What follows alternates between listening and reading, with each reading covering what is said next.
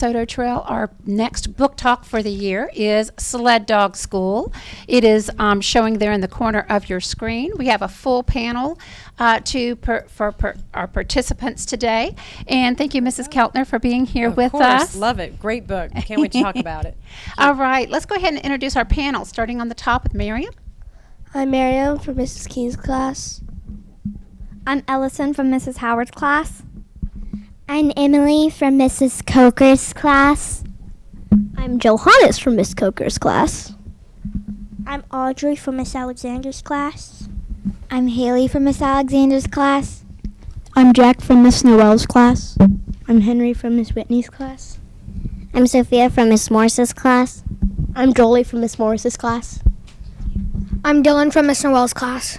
Thank you, and I think we have 4th and 5th graders representing us today. Definitely do. So this was such a wonderful book because we are fixing to start the Iditarod. Mrs. Keltner has sent out to your teachers a wonderful handy-dandy list of glossary terms that I'm sure your teachers will be sharing with you. That goes along with the book, so you guys will be a head up on everybody else because you'll have read the book and you know what these terms are. So let's go ahead and get started here. First of all, raise your hand if you like the book. Oh, good. Awesome. Everybody. Okay. Yay. Okay. Where was Matt going at the beginning of the story and why? This sets up our story. Something very important happened at the beginning. Emily? He was riding the sled trying to get home, and he was trying to get to the mailbox before his mom. Okay. And what was happening with that mailbox? He was trying to get something out of there. Sophia? Pass the mic. Thank you. He was trying to get the letter from the principal away, telling that he hit another kid. He was fighting. Yes, he was. Okay. So where do Matt and his family live? Does anybody remember? Haley? Alaska? Somewhere in Alaska, I think. Alaska? Very, very close. Johannes? No, not really. They live in this big house with no electricity. Okay. Do you know what state? I think it was, hold up one second, Oregon maybe? Oregon? If I said go Big Blue, because it's where I'm from, does that help you? Any college football fans out there? The Wolverines? Shaped like a mitten? Oh, Michigan. Yay! Finally, yes. Yay, those They're clues. Michiganders, yes. Yes, and I had a map. We'll try to get it up later in the show, but I pulled it up because I thought it was very important. It is on there it is. Okay. Great. You can see Florida, the thumb down at the bottom, and Michigan is way up top, and that's why this story is taking place in a cold climate because it's up there in Copper Creek, Michigan. All right. All right. So what are somebody mentioned they don't have any electricity at their house, but what are some of the quirky and unique things about Matt's family? Johannes, you want to jump right back in there? They ride the dog sled. They use the dog sleds as transportation. They do have cars. They use that as a mode of transportation. Yes. Okay. Anybody else? Emily, can you pass the mic? They don't have an indoor bathroom. They have an outhouse. Does that sound like fun to you? No. Didn't to me either. Yeah, but I mean, people that live off the grid, that's kind of what they do. All right, Haley. Instead of light bulbs, they use propane to light the house. Yep. And they don't have any phones or TVs. They just have one phone in the cars. Right, they don't have any cell phones. They have Yeah. one. Anybody still have a corded phone in their house? Landline. I mean, a landline, yeah. I don't. You don't have any landlines? Yeah. I still do for emergencies. How about you, Miss Grissinger? I don't. I just have a cell phone. Okay, see? These people are really earth-minded. Yeah, health conscious. Let's see. Describe Jacob, the character Jacob, and Matt's relationship, which kind of maybe had something to do with that letter. Jack, let's go down to the front row. Sophie, can you pass the mic? Thank you. It's kind of strange. Sometimes they are friendly, but sometimes Jacob can be a little bit of a jerk. Mm-hmm. Anybody else want to describe Jacob? Emily? He's kind of basically a bully, basically like Jack said, a jerk, kind of like a bully. He's not very nice to Matt, is he? Yeah, he's not. Yep. He had been to his house, I think, one time and kind of used the neat, earthy things that his family does against him, kind of used as jokes. But we'll talk more about Jacob towards the end of the story. Henry, did you want to add something about Jacob? He made fun of his family. Yeah, he did. But again, we will talk more about that towards the end of the book. So what subject is Matt not doing so well in, and what was the extra project he needed to do? Julie, first row. Or Henry, did you have something to say? Okay. It was math, and like the extra credit was they had to make a business, Right. and his was a sled dog schooling. Yeah. Sled dog school. That's Teaching right. them That's how the whole to point of the book, sled. right? Yeah. All right. Audrey, did you want to add anything to that? Like she said, math and the extra credit was he had to make a business, but the business had to consist with 3 clients for him to pass. That's right. All right. So he got, Emily, did you want to add anything also? Yes. But also he can have more than 3 clients, but it looked like he was struggling to even get one at the beginning. But at the last minute, right? Yes. Tubbs, or Tyler, as we found out his real name was, Yes. actually brought another client from his school. So now he has 2. Do you remember that client's name? Yes. Johanna, or Emily, go ahead. Alex. Alex. Okay, so Johanna. Also, Sorry. Alexandra. Yep, that's right. So who wants to describe Alex and Tubbs and kind of their differences and how it was teaching them? Let's go to Ellison. Let's go the other way just a little bit. Alex kind of already knew some of the stuff, but Tubbs didn't really know anything about doing stuff. Johannes, you want to add to that? So Alex was sort of like a know-it-all who just wanted to learn more about dog sledding, and Tubbs was only there because his mom wanted his dog Flute to be trained more. That's right. Flute was quite an interesting dog, too. So they sort of got, his mom sort of got the businesses mixed up, and it was a sled dog school, not a dog training school. Exactly. Emily, you had your hand up? Jack, I'll get It you. also said that she wanted Tubbs to get some exercise. Yep. That's true. All right, Jack, down to you and then over to Sophia.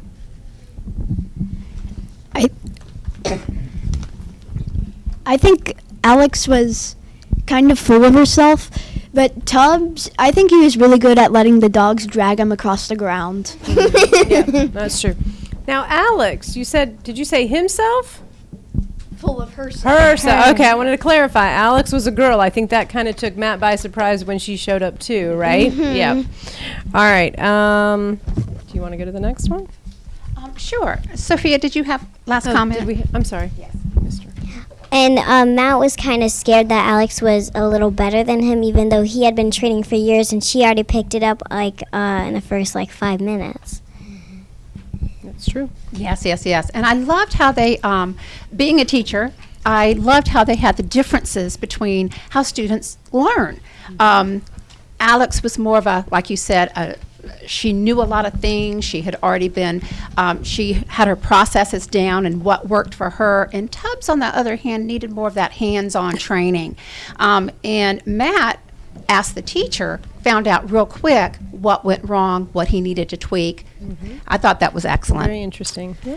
Okay, what incident brought Alex and Matt closer together where they worked together instead of trying to outdo each other?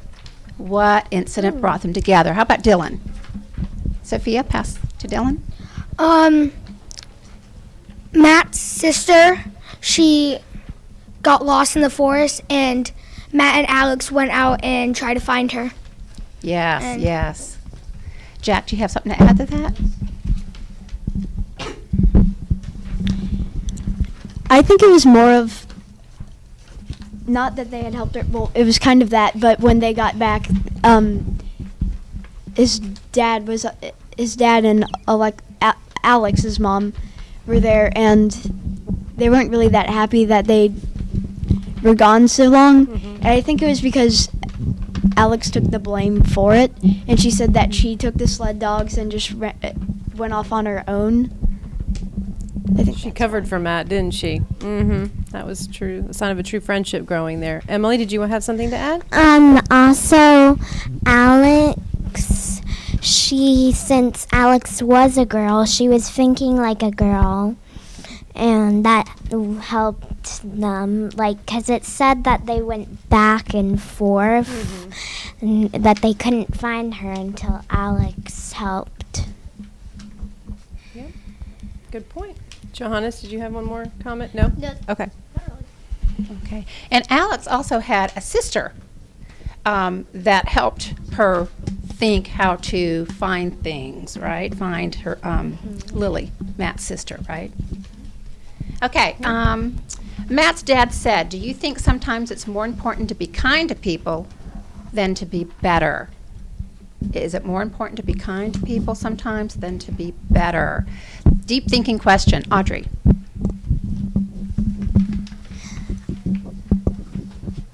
I think it's better to be kind to people than to be better than them. Okay. Okay. Do you have a reason or an example? You want to think about it? Okay. Johannes? I sort of agree because, like, I think it would be nicer to, like, be kind to people just because I think it would make them feel better. And, like, if there's somebody who's not very good at very much stuff, it would, like, if you just, like, let them win sometimes, it might make them feel better. Okay. I like that. Emily? I think it is better to be kind to people than rude to people. I mean, better. And here's an example. The golden rule, treat others how you want to be treated. Think, wouldn't you want to be treated nicely? Very good thing to remember. There you go, Trailblazer. Dylan. Jack, pass the mic to Dylan. Other end. I have an example. Say you're facing against someone in a race who's really cocky, and say they start off and the person falls. It would be better to help them up and instead of just running and winning the race. Example. Good job, Dylan. We're raising these trailblazers, right? They have kind hearts. I love it. And, I mean, you just never know what people are going through, right? Wasn't there kind of at the end, we won't give it away, but you Yes. really get enlightened in what other people, you just don't know what is happening. Kind of like they say, Facebook only has all the positive stuff, but people are always going through things, right? You know what that means? Yeah, okay. What else do we have next? All right. So what did you learn about dog sledding? We did follow the Iditarod last year. I wasn't here during that time, and I know some of you have experienced it and going through it again this year when we started. But what did you learn? Dylan, since you've got the mic, you want to start us off?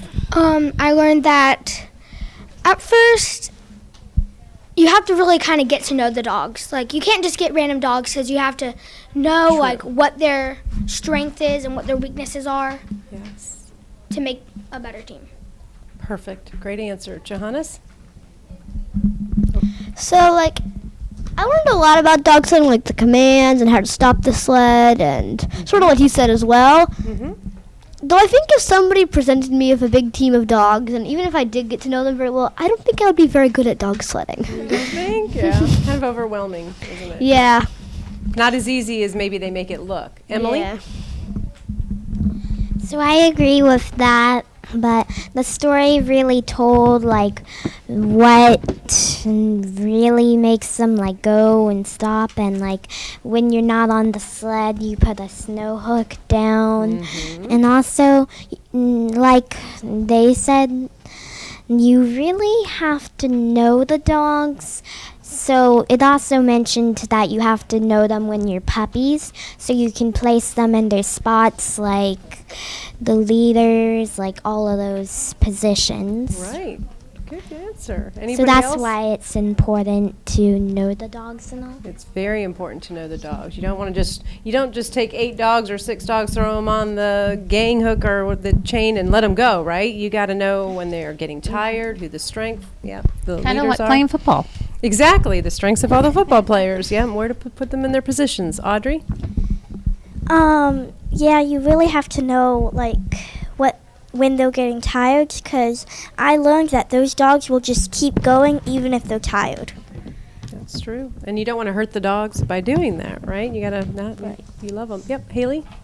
And if you like don't know the dog very well and you just put them on random spots on the line, then like you might put someone who should be the leader back at the wheel, and the wheel at the leader. And so, but then they're all confused and they're like, wait, what? That's right. Those technical terms. Look at those glossary of terms that I sent out. That is all. I think you guys are doing great. What did you learn about running a business? I thought that was a great activity. It might come to DeSoto Trail as an assignment. I thought it was really good. Emily, you want to start us out? So, to be a successful business, like if it's a kid business, you have to have free clients. I already knew that you had to have a profit also to be a successful business, but I learned that there's more like math to it than you think. Dylan? The one thing about a business is if you make the prices too high, people won't pay for it, and you'll end up making a lot of losses. Good job. I like that. Some future entrepreneurs here, maybe. Sophie? I also learned that there are different kinds, the goods, the goods and the services. And I saw that in the book they did each one. Like, Matt did a service, sled dog school and stuff.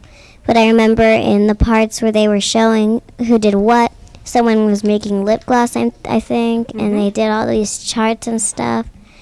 So, yeah, there's like different types of things. There's a lot of possibilities to making a business, but you have to know which one you can do best. And sometimes you don't even know the service you need until somebody offers it, and that makes that a popular business, a successful business. Emily, you want to add more?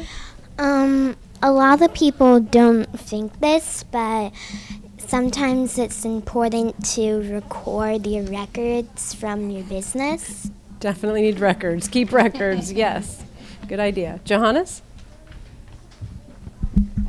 I learned that you have to have a price that's not too low so that you don't make enough money, but it's not too high that nobody will buy it. That's You true. can have a price that's just in the middle, but still higher than the price that you have to pay for it, so you still make some money off of Right, it. that was the difference between gross But profit. yeah, because and- say you're doing a goods business, Yes. and say you're selling candy apples, and the candy apples they cost $2 worth of ingredients to make, and then you sell them for $2. You're not Have to really make making any profit. money. Exactly.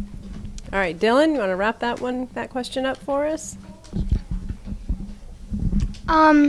And also you have to make sure that everything's right, because someone made, I think, lip balm, and it ended up having another ingredient in, and it made everyone their lips hurt. Blow, yeah, And some then hot they pepper, ended up- I think, or something. It was, yeah. I think, Cayenne pepper, maybe, was it? cayenne pepper. Yeah. Pepper's not supposed to be in lip gloss. Right? We know that. Okay. They ended up losing a lot of money because a lot of people wanted the refunds. Exactly. And the worst thing was the business was actually going really well for these people. Mm-hmm. And then the people who bought the lip balm, their lips started hurting, so they demanded refunds. Yeah. Things can happen in business. You got to be prepared for it all. All right, Emily, last comment? One last thing to add to that, their lips were swelling up, but also with the business, you have to find something that people would want. You can't run a sled dog school in the Bahamas. There, you would probably run maybe for little kids, maybe a lemonade stand, or maybe not just for little kids, but Or maybe a sled dog on the sand? I don't know. You'd have to change it. You're right. It's not going to be a snowy sled, right? Yep. Sand dog sled. There you go. sand dog school. All right. All right. Finish up the last one. Our last questions. What did you like or dislike about the story? And I think we'll just go down the row. So, Miriam, if you want to go ahead and what you liked or disliked. I thought the book was a really fun-loving book, it brought me up a lot when I was reading it. I liked really the whole thing. It was a really good, fun book. When I was sitting on the couch, I was like, I don't want to finish this book. It's too good.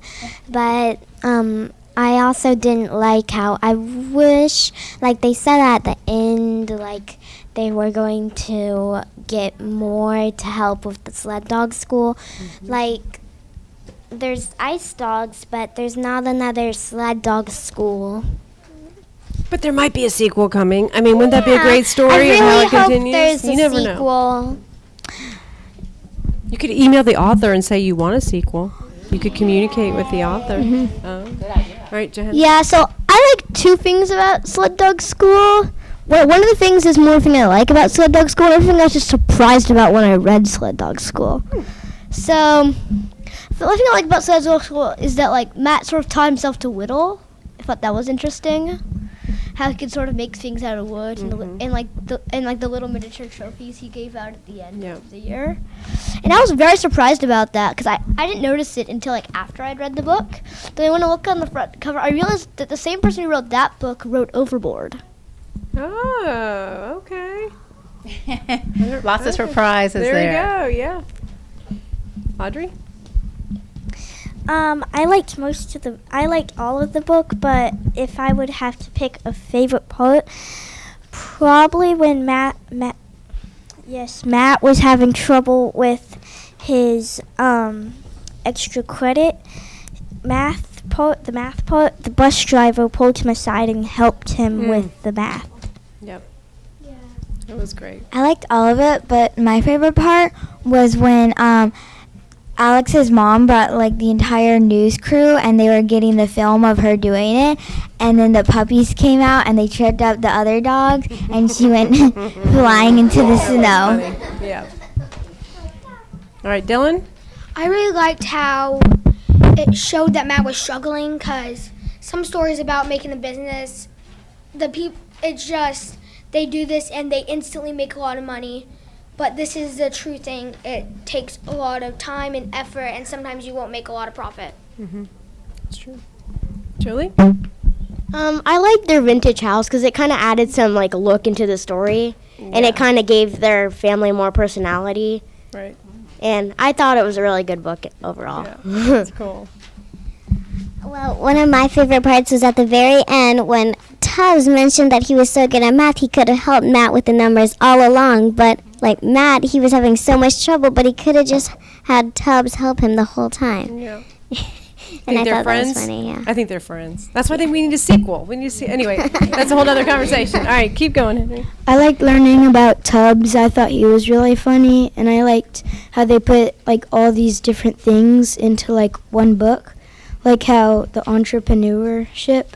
I thought that was a really good part, and like the friendship story is one of the good ones. Where like usually in like these other books, I don't really think the friendship stories are very good. They're like basic, but this one was like different, and I just really liked how that worked out. I liked most of the book. I thought it was kind of funny. Yeah, it was fun. It was a great book. How many of you actually laughed when you read the book? At parts? Yeah. Yes, I did too. I even teared up with the whole story on Jacob. I don't want to give it away, but how that all kind of played out. And I guess on that note, I want to make a comment about bullies. Bullies usually have something wrong with them, even their self-confidence or an issue, right? It's not always the person that they're bullying. It's because there's something wrong or something internally with them that they are lacking. So they feel like they have to put that problem on somebody else, right? So if you're a bully, please look internally and get help. And if you are being bullied, always tell somebody, because there's always a root to the problem. And we just got to get to the root of that problem and solve it, because somebody's hurting in that relationship. And it's, sometimes the bully has the issue with themselves, and that's why they project the issue. So I just wanted to get that message out there. Thank you, thank you. Thank Yeah, you for, great for little being book. here, Mrs. Can't wait for Keltner. the Iditarod to start now. Now I understand knee and haw and the wheel and the, I learned more of the terms, definitely. And thank you for participants for being here. We'll have one more book talk for this school year. I'm going to leave you with some thoughts before you go.